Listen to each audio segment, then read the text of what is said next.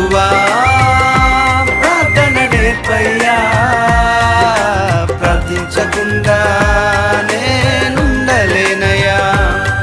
నీ పాదాలు తడపకుండా నా పయనం సాగదయా, నీ పాదాలు తడపకుండా నా పయనం సాగదయా. ప్రార్థన వలనే పయనము, ప్రార్థనే ప్రకారము, ప్రార్థనే ప్రాధాన్యము, ప్రార్థన లేనిదే పరాజయం.